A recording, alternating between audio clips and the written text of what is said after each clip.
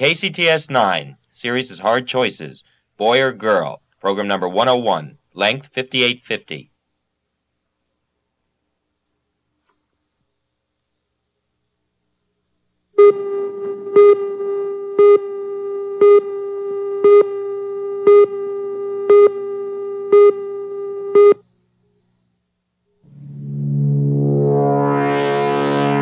The following is a production of KCTS, Seattle. This program is made possible by a grant from the National Endowment for the Humanities. We are living in the midst of a biomedical revolution, a revolution in medical technology, a revolution introducing new options for the quality of our lives, a revolution raising dramatic ethical questions.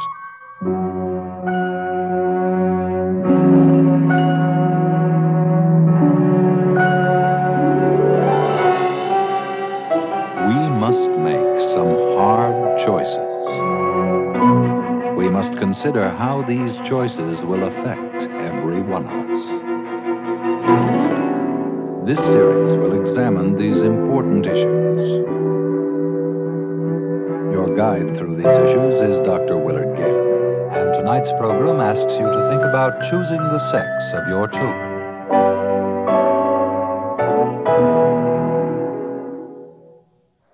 And relax. Concentrate on your breathing, not on what you're feeling.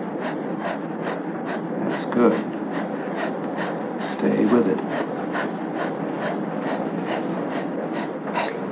Eye contact with Ron. Relax. In a few moments, Cheryl and Ron Frank's second child will be born. All is going well. At home, before the birth, the Frank family enjoyed the usual last-minute speculations about the new baby's sex, whether 3-year-old Jennifer would be getting a baby brother or a baby sister. Do you think subconsciously you really want a boy? I want your true feelings now. Do I think subconsciously? I think I'd like to have a boy. I think it would be nice to have the experience of having a boy and having a girl. Boys are more difficult. Really. I would like a boy, just like you say, because we don't have one. But if we had a girl, I think I would breathe a sigh of relief in a way. I love children. Whatever it is, I think I would love it. Two girls, 2 boys, you know. That's the only thing that's keeping me going at this point. Here I'm pregnant 9 months. I just can't wait until it's over. And just the excitement of waiting to see what the sex of the child, thinking about names, and that last second at the birth of to see what the sex will be. And that's keeping us going, I think. Okay, you ready? Nice deep breath. Deep breath and hold it. Okay. Okay, now get the next shoulder out. Just push gently. Don't tear yourself. Just a little gentle push. A little more. Easy. Get ready to reach down here, Cheryl. Okay, pick your hands off your knees. Grab your kids. Not while you're coming. It's a little boy, baby. It's a big boy, baby. A big boy, baby. Isn't that great? Oh, my goodness. Isn't that great? We're going to use this one right A out. nice brother, huh? And he might cry in a minute, or he might not. That's great. I can't believe it. I can't believe this. Ron, take your mask down. Oh, my God. A boy. That's incredible. Oh, hello. On the side and make a little tunnel. Josh, that's right. So what's his name going to be? Joshua. Joshua. Joshua David. It's a boy. It's a boy. Thank you. Thank you. Son of Frank exists. Named Joshua. Joshua David Frank. Joshua David weighed into the world at a healthy 9 pounds and fulfills his parents' hopes that their second child would be a boy, joining his sister Jennifer to give the Franks a balanced family, with a child of each sex. Joshua. Okay, now we're going to take him out of the bath. We're going to let him drip for a minute. Wasn't that blissful?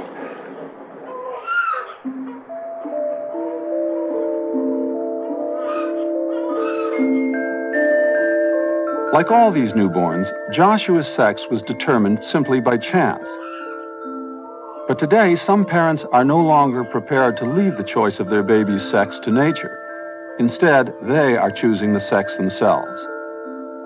Soon, it may be simple enough for all of us to plan in advance not just how many children to have and when, but also whether each child is to be a boy or a girl.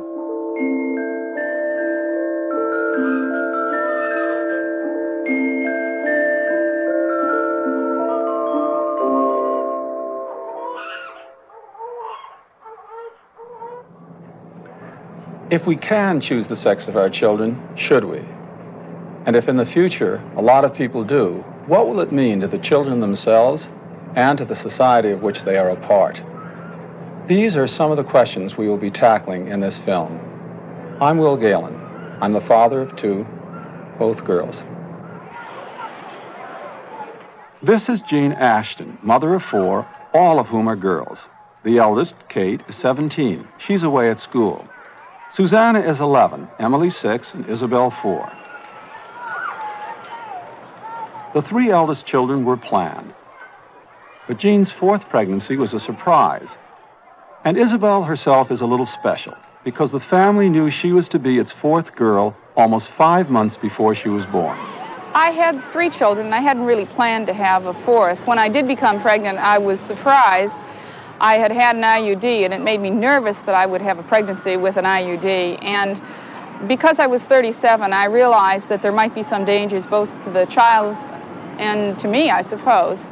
This is the mineral oil I told you about. It's just going to feel a little cool. Yeah, you should warm that up. You should. You don't. Jill Steeper also has some concerns about her pregnancy, now at 16 weeks.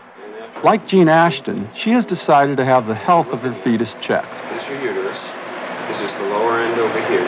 The first step is an ultrasonic scan to show exactly where the fetus is. The rounded area up here is your baby's head. This makes a static picture, one that stays on the screen, but at 16 weeks, the pregnancy is big enough for the test, called an amniocentesis, to be done with minimum risk to the fetus and mother. The area where we will put the needle is into the fluid pocket up toward the top of the uterus, away from the baby. There are no fetal parts in here. The first thing is a wash with some iodine. Most women who choose an amniocentesis are over 35, when the risk of bearing a child with a severe genetic abnormality, like Down syndrome, once called Mongolism, increases greatly. Okay, the first thing you'll feel is the sharpness, which really isn't very sharp. Then as the needle goes through, it's a pressure kind of feeling.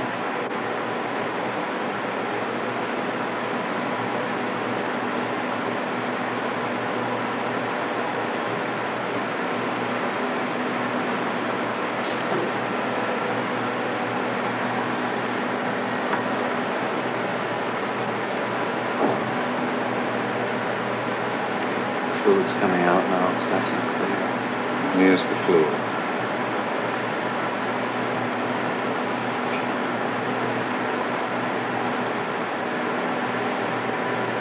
Would you believe we're almost done? Fantastic. There you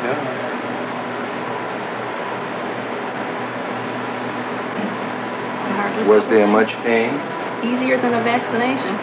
The liquid drawn from Jill Steeper's uterus comes from the amniotic sac in which the fetus floats. It contains a few living cells the fetus has shed. That's all.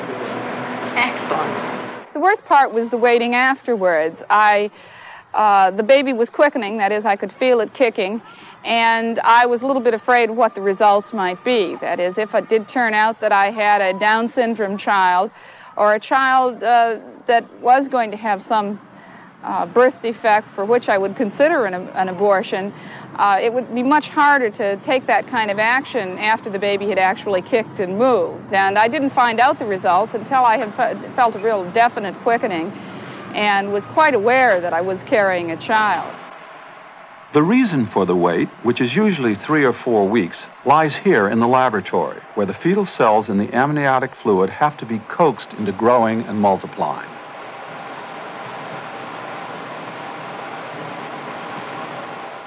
This alone takes the cells 10 days to 2 weeks, or even longer, sitting bathed in nutrients in a warm incubator.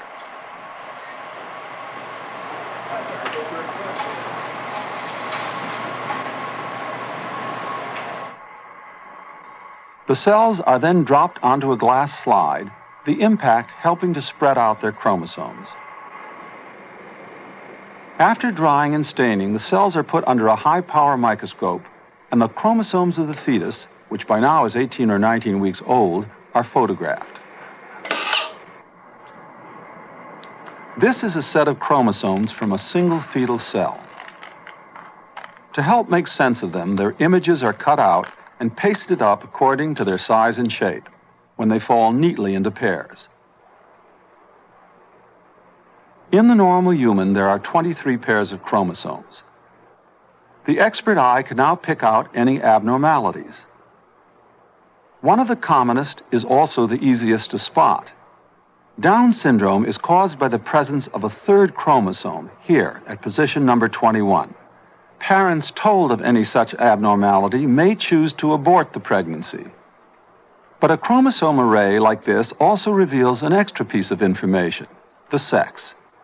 This fetus, with 2 X-shaped chromosomes in the final position, is a female.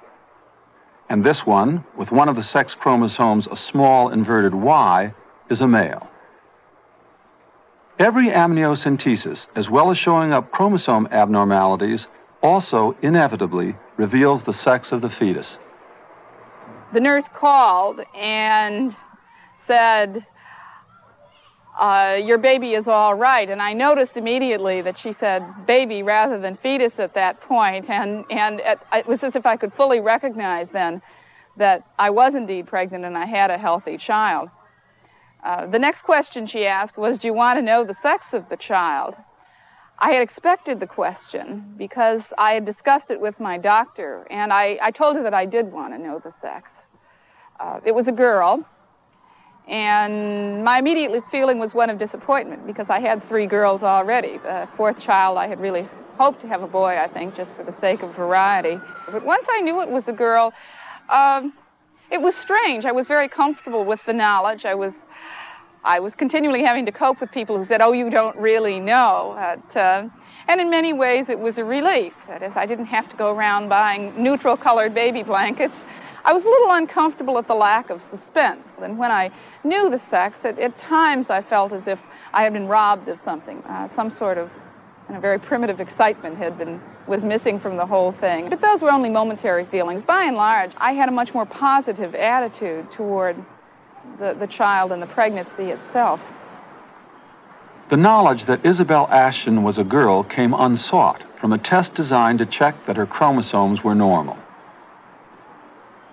But for Julie Stewart, the fact that she was a girl was the most welcome information to come from an amniocentesis. This is Timmy Stewart, Julie's older brother. He's a fine, healthy 6-year-old, very proud of his new baby sister. But the Stewarts haven't always been so fortunate. 5 years ago, Peter was born, the victim of Menkes disease, a severe genetic disorder from which he died, age 6 months. And that 6 months was just endless trips back and forth to hospitals and doctors. And he was in Boston General for a while. He was Boston Floating for a while. And he was at the Concord Hospital for a while. And it took a toll on all of us. It really did. Well, 2 years ago, I guess it was, when I went in for my annual checkup, my gynecologist told me that they now have a test for Menkes. So from him, we went over to Hanover, from Hanover down to Boston, and made the run, saw all the doctors. And finally, Dr. Molunsky was the one that would be doing the test. The Stewarts came... Genetic counselor Aubrey Molunsky. Genetic counseling in order to determine the risks that they had for a subsequent pregnancy so far as Menkes disease was concerned, this particular sex-linked disorder. They wanted to know if it was possible to make the diagnosis of this disorder, which affects males only, in early pregnancy. Menkes disease is caused by a faulty gene on an X chromosome.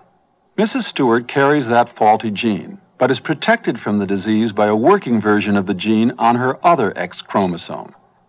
Mr. Stewart's sex chromosomes are normal.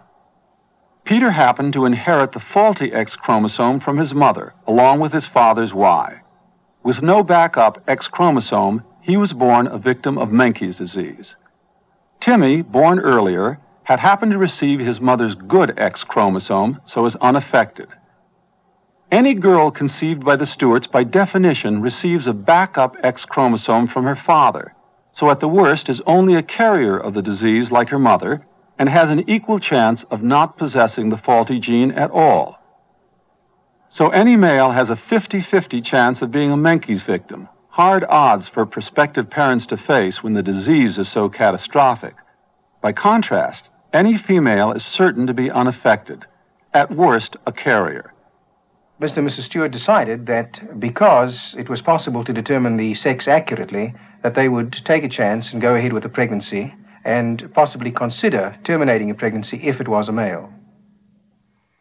And then, you get excited when you're pregnant. You want to tell everybody. And yet I wanted to keep it a secret till we found out everything was all right. So, it was hard not telling anybody. And I know Timmy was excited and wanted to tell people. But we kept it quiet. They kept it quiet until the amniocentesis revealed that the chromosomes were those of a girl. Well, it was a long wait. It took about 4 to 6 weeks. And we were relieved when it was a girl. So we found out just before Christmas. I think it was the 22nd. And so it was a nice Christmas present. We told our families, and they were all surprised. Though I couldn't hide it much longer. And that waiting is just, every day just seems like a week. Once everything was settled down and we knew it was going to be a girl, and things were pretty short.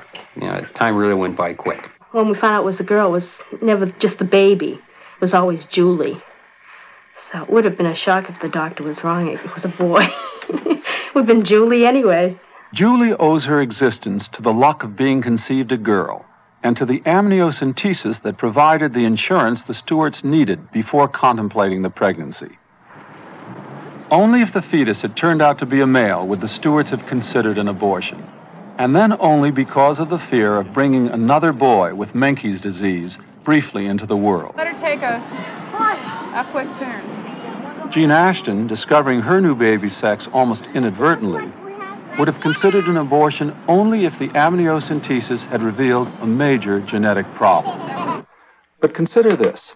Supposing a woman sought an amniocentesis for the sole purpose of determining the sex of the fetus, and then, exercising her legal right to abortion, decided to terminate the pregnancy because she didn't like the sex of her child. That's the issue we'll be turning to next. It's an issue that was first raised publicly here at Case Western Reserve University in Cleveland by one of the inventors of amniocentesis, Neil McIntyre. Would you tell us how you first got involved with the whole question of amniocentesis specifically for sex selection? Well, at the time that my laboratory was involved in developing this test, as I always have been, was concerned about possible ultimate uses of the test. And I predicted at that time the probability that it might be used somewhere, sometime, by some people to do exactly that, to choose the sex of their child. And I was very upset by that, because that was not the reason why the test was developed in the first place. It was completely the reverse philosophically. So I came out publicly in stating that I was absolutely opposed to the use of prenatal diagnosis for that purpose. We found that many geneticists share Neil McIntyre's original opposition to the idea of a woman seeking amniocentesis solely to learn the sex of her fetus. That I'm very bothered by, and I would certainly make every effort to discourage this on the part of women. I know it goes on. Genetics laboratories receive material from obstetricians around the country, and they may not necessarily give accurate information even as to why they're sending in the material, but it seems clear that what they want is to know the baby's sex so that the woman can selectively abort males or females just because she wants a child of the other sex. And I think most of us would think that is a frivolous reason for wanting to end a life. That I would not want to be involved in that kind of a situation. I think if somebody came and wanted to have an amniocentesis or some other test performed that would give them the sex of a fetus for that reason, I don't think I would just say no, I don't want to perform the procedure. I can see how in individual cases it may be a very realistic concern and something which matters a lot to parents. But we feel in our province with limited facilities that we're better to offer the test of prenatal detection to families who are at risk of having a child who is malformed or has some particular defect. Aubrey Molunsky is prominent among those who believe amniocentesis should be reserved for women at risk. Dr. Molunsky, supposing a couple comes to you with 3 girls, say, very eager for a male child and asks your help, how do you respond to requests like that? My response has been fairly uniform in the sense that I regard it as an inappropriate use of a very scarce and expensive technology, simply to use these tools for sex determination, for family planning purposes. And I have declined to use my laboratories for that purpose. But the man who first spoke out against amniocentesis for sex determination has since reconsidered his opposition. What made you change your mind? Well, a rather seemingly unusual circumstance came up. A young couple, highly educated, came to me with the question, could you provide us with this service of doing a prenatal diagnosis on a future pregnancy? And to be honest with you, we want to use it to decide what the sex of our child is at that point. And I said, well, I'm not at all sure about that. And they said, well, look, we have 2 children now. We feel very strongly about the zero population thing. We feel morally obligated never to have more than 2 children. But the family name will pass out of existence if we don't have a male child. And on top of that, there's a multi-million-dollar inheritance which will not come to us unless we do have a male child. I said, well, give me 24 hours because I wasn't prepared. I had been so dogmatic about it. That was a hell of a 24 hours, I can tell you. I did more soul searching in that one period of time than I have for a long period of time. And what I came up with was this, and I'm not unhappy with it. Though I personally feel that neither my wife nor I could ever have used this route to choose the sex of our child, I feel it is neither my place nor morally correct for me to impose my own personal bias or that of my wife on the behavior of any other human being, particularly where it relates to a perfectly legal act. Since so few people would want to have an abortion for purposes of sex selection, wouldn't that make it an extraordinarily important thing to them? I don't think numbers should be used to change the fundamental philosophical premise. And the philosophical premise by myself is that it would be a trivial exercise to terminate a pregnancy because it was a female and not a male, or vice versa. Just because they wanted to have one color pink and one color blue. Well, but maybe it wasn't one color pink. Maybe they had profound reasons, wrong or right, for wanting a son. Are those necessarily trivial? They may not be trivial to the people wanting that. And they of course have the right to pursue scientists and those laboratories who would be willing to do those studies for them. I see. So I think that we are confronting the question that there are scientists, perhaps like myself, who say that they're willing to use technologies up to a certain point, beyond which either their responsibility or fundamental philosophy does not extend.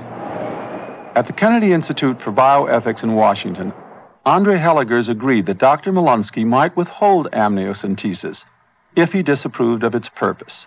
In general, I think physicians may withhold all techniques which they deem to be ethically offensive.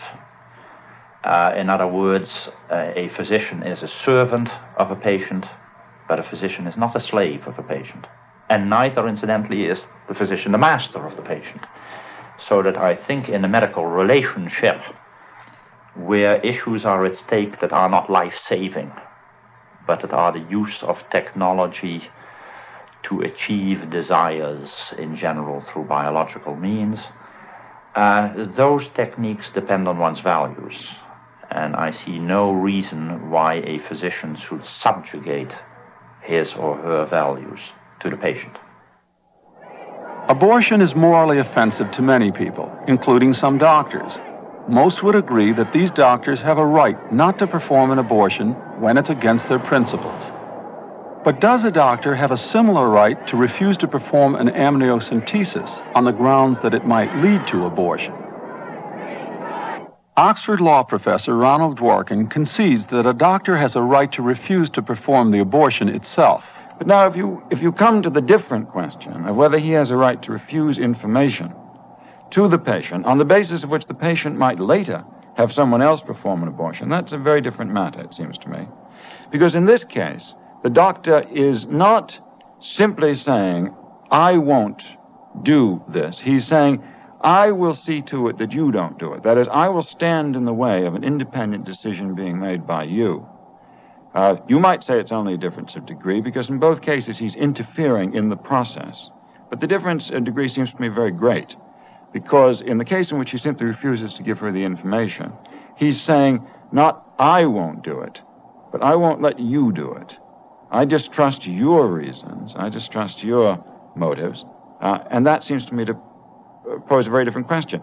Of course, it doesn't prove the doctor doesn't have the right to do that. It simply argues there's a big difference between the two cases, and one right doesn't follow from the other. Amniocentesis is expensive and not completely without risk, so its use for sex selection will never be widespread, particularly as it involves a late abortion around 18 to 20 weeks. But new and simpler methods of prenatal diagnosis are not far in the future, including one that involves simply a sample of the pregnant woman's blood. The blood contains a few cells that have leaked into the mother's bloodstream from the fetus. These escaped fetal cells may be enough to permit a prenatal diagnosis, meaning that eventually almost anyone who wishes to could learn the sex of her fetus. So here's a medical procedure designed to prevent the suffering of severe genetic disease, opening up opportunities which many in the medical profession find distasteful, even repugnant. Yet, is there really an ethical basis for distinguishing between an abortion because you don't want a baby and an abortion because you don't want a baby of a certain sex? We put the question to University of Illinois philosopher Jerry Dworkin. The society has determined through the proper legal procedures that, in fact, women have a right to an abortion. If they have a right to an abortion, they have it then independently of the reasons for which they choose to have it. The society obviously is in no position to try and make those distinctions, to try and investigate what's going on in the mind of the mother and so forth and so on. And that's, of course, important.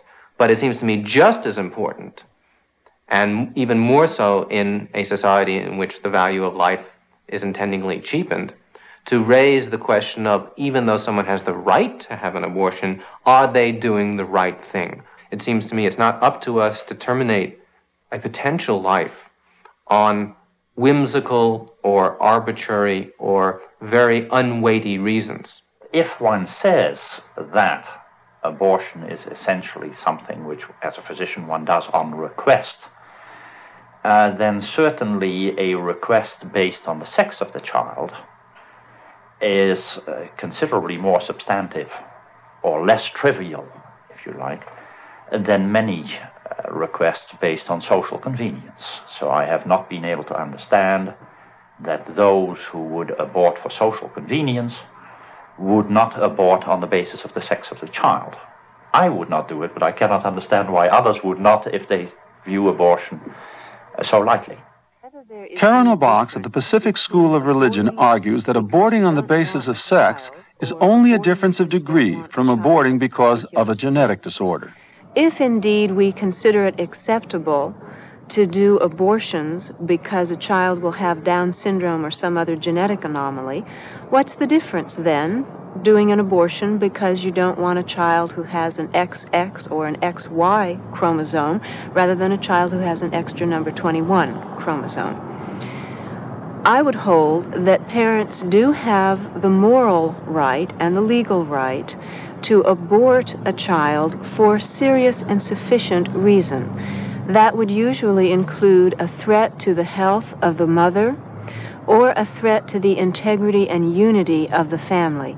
And I can see instances in which to abort a child because it's the unwanted sex is done because that child would be a threat to the integrity of the family unit. I think those instances would be rare, but I would not want to say that abortion for the wrong sex is always a trivial or frivolous reason, as some people have said. As prenatal diagnosis becomes more widely available, more couples might begin to elect abortion on the basis of sex. But simply because abortion is involved, several important conclusions can be drawn. First, as the law of the land now reads, abortion is a right granted to a woman right down the line. She does not have to offer you any reasons for having an abortion. She does not even have to offer herself any reasons. Second, selective abortion will not allow you to choose the baby you want, only to reject the baby you don't want. And third, abortion is always a distasteful procedure, even to those who approve of it. So only a very determined few are likely to use it for this reason. Finally, because the abortion issue is so emotionally charged, it inevitably colors our attitude towards the more central question, whether a person ought to have the right to select the sex of their children. But suppose there were a method which would allow us to select the sex in advance, at the moment of conception. It is that question we'll be examining for the rest of this film. Methods to conceive boys and girls to order are part of the folklore of cultures all over the world. For a boy, a man is often advised to take an axe, as well as his wife, to bed with him, or to hang his pants on the right bedpost for a son, on the left for a daughter.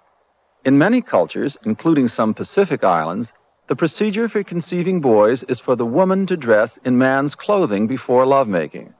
While in ancient Greece, Aristotle advised the woman to lie on her left side to conceive a daughter, on the right side for a son, while a male heir could also be ensured by drinking a little hyssop and saffron. The idea is common to many cultures that eating sour and bitter foods helps a woman conceive sons, while daughters require a sweet, sugary diet, shades of sugar and spice and all things nice. Even today, there are recipes for boy and girl babies based on what you eat. The food in this basket is what one Canadian authority suggests you eat if you wish to have a girl. You'll notice that it's rich in fats, sweets, sugars, no puppy dog tails. Here I've collected the foods that are suggested for a boy baby. Lots of salt, spicy foods, bananas. I should say that while the author of this study is very enthusiastic about its ability, most of his colleagues remain very skeptical. But there is, in fact, good reason to suppose there may be ways to influence the odds of conceiving a male or a female. These are sperm, a few of the billions a man produces during his lifetime. It's the sperm that determines a baby's sex. The egg from the mother contains a single-sex chromosome, an X. Sperm comes in two kinds, some carrying X chromosomes, some Y. If an X-bearing sperm succeeds in penetrating the egg first, a girl is conceived. If, on the other hand, the race goes to a Y-bearing sperm, the result is a fertilized egg that will develop into a boy. The odd thing about this swimming race between X and Y sperm is that the Y sperm seems to win more often. For every 100 girls born, there are about 105 boys. Yet even that ratio varies in different places and in different times. Most dramatically, the sex ratio seems to shift during and after wars, with more boys than usual being born. It may seem that nature is making up for the males lost in war, though that doesn't explain how more boys are born. But it shows the sex ratio can be changed, if only one can find the trick. There's no shortage of advice, often based on the timing of intercourse during the woman's monthly menstrual cycle. Ovulation, the release of the egg, takes place at the midpoint in the cycle. One plan suggests intercourse on these days for a girl, here for a boy. A rival scheme, unfortunately, calls for almost the exact opposite, which doesn't do much for one's confidence in either plan. The fact is, there's no proof that any do-it-yourself method works. There's no way to guarantee that an X or Y sperm is going to win the race, unless some way can be found of separating X and Y sperm from each other before the race begins. The economic incentive for separating X sperm from Y, and so being able to conceive males and females to order, comes not from human need at all, at least not directly.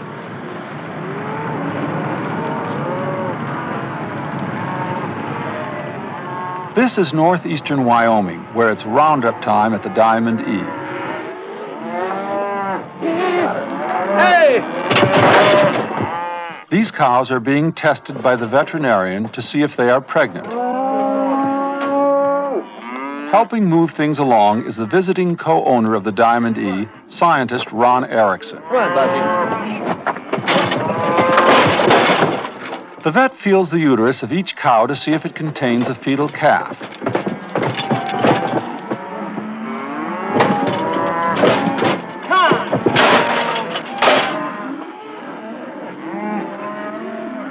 This is beef country, where male calves are valued much more highly than females because steers gain weight more quickly than cows.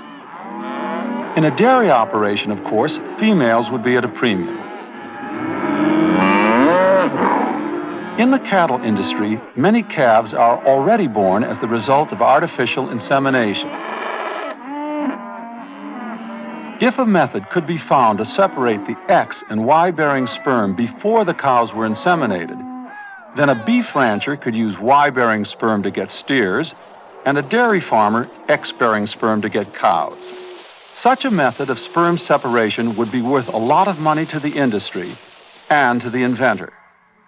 Which brings us back to Ron Erickson, this time visiting the Michael Reese Hospital in Chicago, where a sperm separation procedure he has devised is being tested in humans.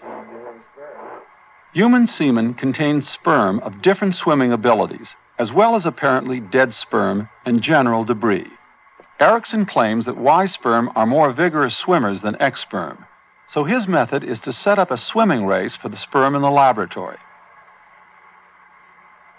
The sperm are placed on top of a dense liquid in a test tube. In the course of 3 or 4 hours, the sperm swim down through the tube into a still denser layer at the bottom.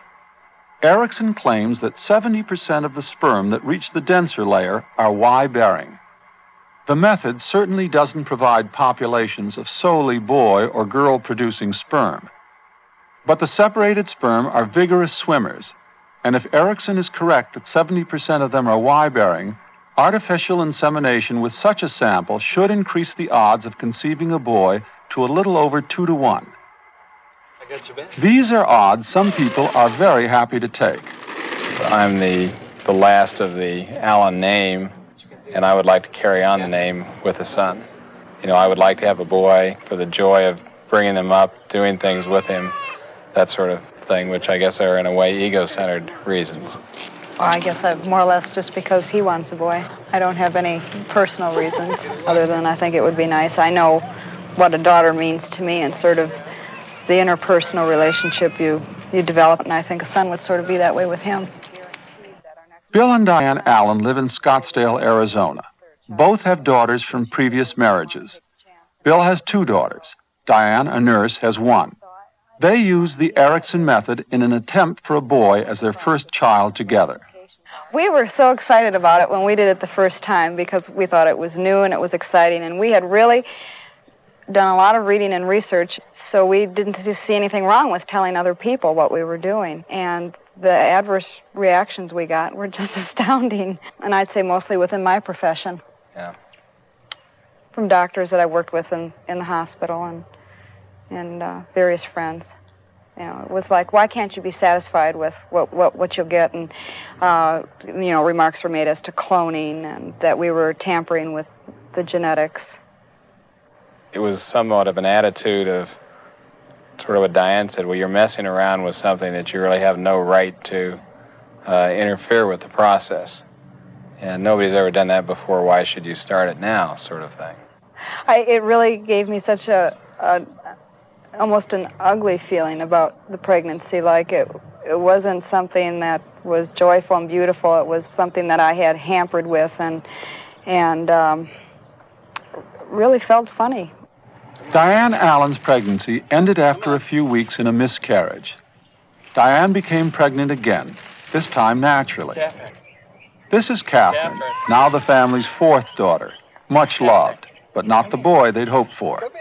The Allens will try again. Down here.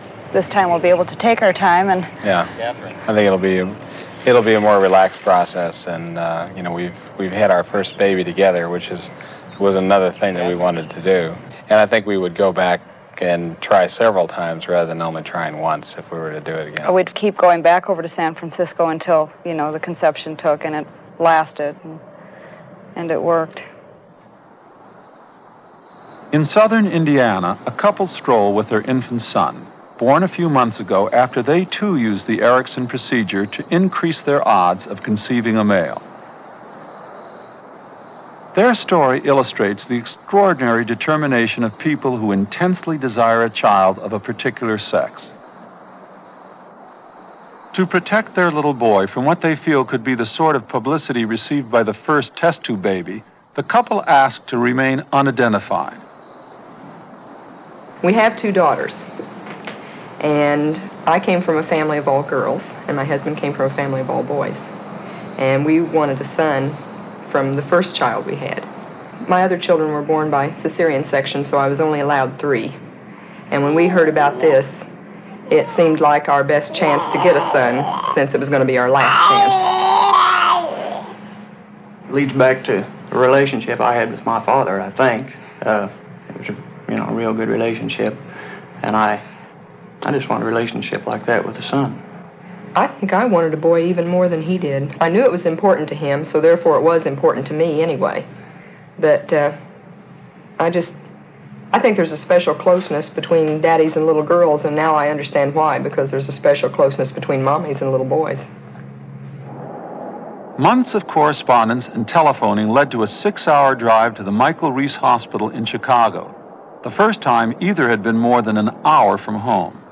I had an insemination, and we believed that we had hit the right day of ovulation, and they told us to just go on home and let them know if it worked. And I was really disappointed that it didn't, because I felt like I didn't know whether we would ever make it back to Chicago again. It was a big step for us. We'd never been that far from home to a city like that, and they wanted us to come back the next month, but it just isn't that easy to just take off work and take off to Chicago. So we had to do some planning. It was in March when we went the first time. It was July when we were able to go back again. When we went back, I had 2 inseminations, and 2 weeks later, I knew that it had worked. I felt all along that it was going to be a boy. And when they held him up, they said, "There's the baby's head, but that's not the part we want to see." I heard all the doctors cheering, because they knew we wanted a boy real bad, too, and I knew right then. I really don't think we would have ever been satisfied if we hadn't tried this, given it our best shot. Of course, we can't say their little boy is due to the Erickson method. It may have tilted the odds in their favor, but too few babies have been born with a still experimental procedure to know how much it really increases the chances of conceiving boy babies over girls. There is, by the way, not even an experimental method for choosing girl babies in preference to boys. But let us take a leap into the future and imagine a technology easy to use and readily available that could allow us to select the sex of our children. Blue pills for boys and pink pills for girls. Then it might not just be the determined few who would choose to select the sex of their children, It might be the majority. Certainly, a sex choice pill would have been a big help to Murray on the old Mary Tyler Moore show. You know, it's funny. When Maria and I first got married, we agreed we'd have 2 kids. And I just assumed one would be a girl and one would be a boy. Of course, when Bonnie and Ellen came, I was crazy about them both. But still, in the back of my mind, I couldn't help wondering what it would be like to have a son. And I knew Marie didn't want any more kids, so... Well, what I did was one night, I took her to this romantic place for dinner and dancing and a little champagne and kind of talked her into having another kid. Your son, Susie. Right. Not exactly what I planned, but, well, I wouldn't trade her for 10 sons. Still, every now and then, I feel it'd be kind of nice to have a little boy to buy toys for, or to take to the playground, or to teach how to read. I don't see what your problem is, Murray. You can do all that with Ted. Hey, you know, it's really dumb, isn't it? I mean, why does a guy think his life isn't complete until he reproduces a miniature version of himself? I mean, it's just dumb. Hello, Marie? Hey, listen, honey, let's go out to eat tonight. Yeah, get a sitter and, Murray eventually got his son by adopting him. But in fact, many 3rd and 4th children are born to parents with 2 or 3 children of one sex, trying again for a child of the opposite sex. So a pill that could guarantee 1 girl and 1 boy might reduce family size and population growth by eliminating one of the major incentives for having a 3rd or 4th child. Of course, not everyone wants to stop at 2. I want to have a lot of children, and if I could choose, I would like to have 1 girl and probably about 4 or 5 boys. And while not everyone has such a clear preference for boys, there does seem to be a bias towards male children in many societies, including our own. Several surveys have suggested that a freely available and simple method of choosing our children's sex would result in a small excess of males, perhaps 10%. Later, the imbalance might correct itself, as girls became at a premium. But a surplus of males in society could bring some changes. Males commit most of the violent crime. More males, more crimes of violence. The shortage of women in the population might lead to an increase in commercial sex. More men might turn to each other for their sexual needs. And since more men than women vote Democratic, the political balance might change. Of course, all this is idle speculation. But there's one consequence of choosing boys to order that's less obvious and more dangerous. From the time we're very young, we're somehow conditioned to think that boys are more important than girls, or at least that if one is going to have a family, it's important to have a boy child first. I remember in my autograph book in the 6th grade was written, first comes love, then comes marriage, then comes Jean with a baby carriage. I wish you hope, I wish you joy. I wish you first a baby boy, and when his hair begins to curl, I wish you then a baby girl. If you could choose boys first, I think most people would. They want to assure themselves of having a boy, and I think somehow the older child is supposed to be the more protective, the stronger, the more aggressive. Since these are traits that we associate with boys and with masculinity, I think that probably people would choose to have a boy first and then choose a girl. Being born first seems to give a child an advantage in our society. Firstborns tend to be more aggressive and achievement-oriented than subsequent children. What would happen if most couples chose to have a boy first and a girl second? Despite attempts to provide for more equality between the sexes, we still tend to impose sex roles on our children, with girls playing the more passive parts. A sex-selected society could be one in which girls became permanently deprived of the advantages of being firstborn. It's this possible entrenchment of sexism that most concerns Jerry Markle, a sociologist who has investigated the likely consequences of a sex selection technology. Well, sex preselection could be the ultimate form of sex discrimination. After all, when you ask people, well, why do you want a first boy? They say, well, to carry on the family name and because it's traditional.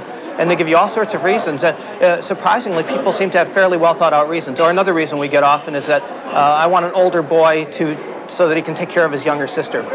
Well, it seems to me when all is said and done, we're really reflecting very machismo kinds of values. We're really talking about sex prejudice.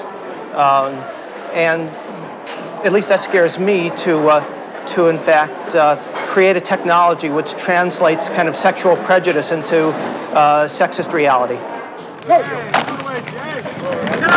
There's another psychological imponderable of being able to choose our children's sex. We already expect our children to behave in ways we believe appropriate for their sex.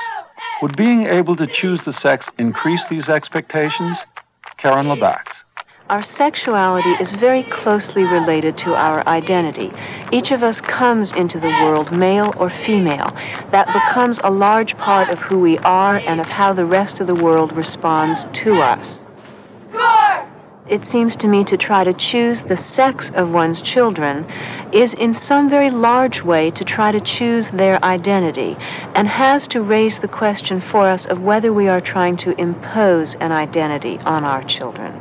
And that factually is what bothers me most in this entire subject. That is to say that people have a tendency increasingly to see their children as objects to meet certain specifications and desires that they have, so that I see the danger as using children more and more as means and not as ends also. It's not seeing children as in their own right existing regardless of how well they perform in terms of one's expectations. It's a sort of satisfaction guaranteed or money back. It really puts us in the position of trying to be creators and not creatures, and thus takes us out of the mode of receptiveness to the environment around us, receptiveness to what we are given, and puts us in the mode of trying to be makers of our environment in some new and different ways.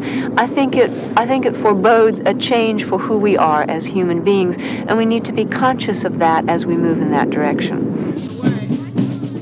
Being the maker of our environment isn't always an unmixed blessing. Gaining control of situations we previously weren't able to influence creates new responsibilities and new pressures. When people can in fact choose the sex of their children, they leave themselves open to pressures from other people to make certain kinds of choices. If there's nothing I can do about whether I have a boy or a girl, then it's simply up to nature, it's up to chance, and nobody can exert pressures on me. If, in fact, that's something that's within my power, if that's something that's within my control, now my wife, my society, my neighbors can all say, we would have preferred that you had one sex rather than another. What we've been talking about is a society, perhaps that of our children, practicing large-scale genetic engineering, deciding in advance one of the most important genetically determined characteristics of individuals, their sex. Is that something we should have the right to do, in the same way we now have the right to choose how many children we have and when? Having tried for a male child, Bill Allen has no doubts. You know, it's simply a more sophisticated form of family planning. And why shouldn't we have the right, if the opportunity is available to us, to do that sort of planning? My own theory is that rights are ultimately justified in terms of the consequences that they have for securing and protecting important interests that people share. I myself don't see that there's some important interest that people share which must be protected by assigning to parents the right to be determined the sex of their children. That isn't to say that I don't think that it might not be a good thing for people to be able to do this. It isn't to say that, in fact, in many cases there would be nothing wrong with doing this, i.e. it's perfectly okay, all right for people to do this. It is to say that I haven't seen a convincing argument that people have a right to do this kind of thing. And I think one of the things that philosophers do is make distinctions. One of the distinctions that should be kept in mind here in thinking about this question is the distinction between something being right or all right to do and people having a right to do that kind of thing. The joy this baby boy brought to his parents is difficult to reconcile with consideration of their right to do what they did. And arguing that people have no inalienable right to choose their children's sex isn't to say we should try to stop them. There's a kind of deep-seated need on the part of some people to be able to have a boy or to have a girl. If we tell them that the society decides that legally they ought not to have that right, they're going to believe that, in fact, a fundamental quality of theirs is being infringed upon, namely their autonomy.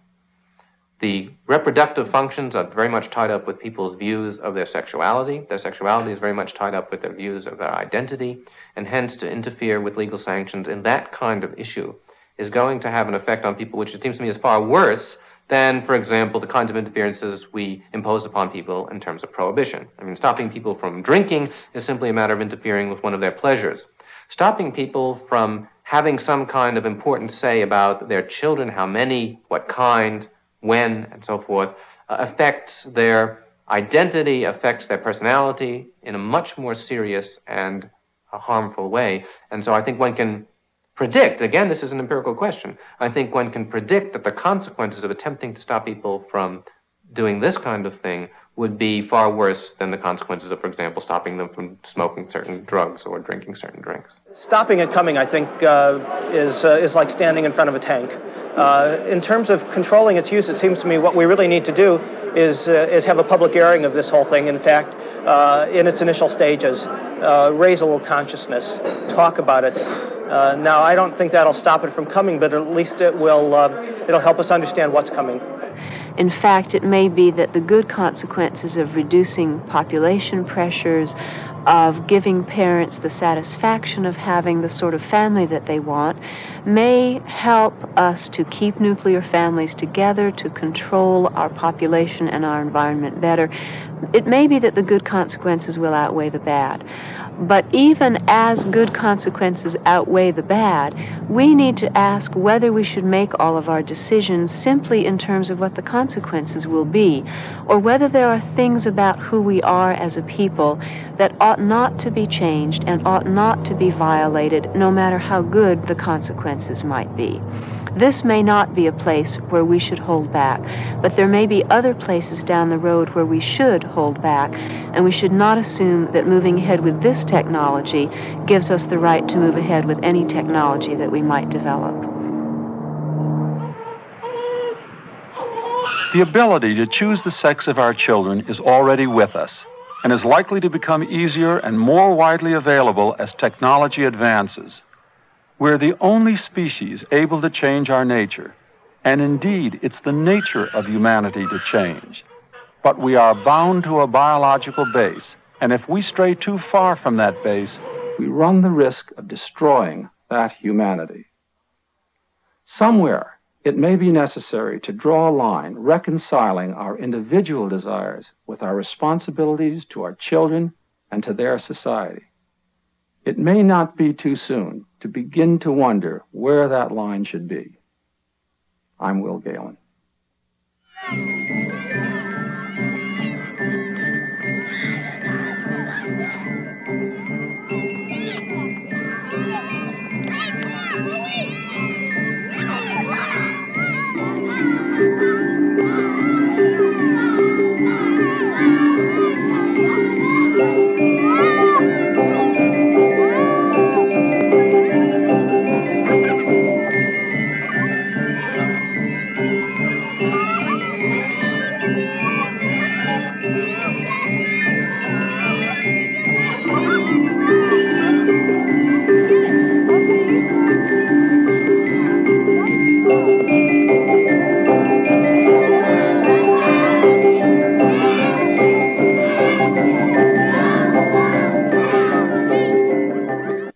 For a transcript of Boy or Girl, send $3 to PTV Publications, Post Office Box 701, Kent, Ohio.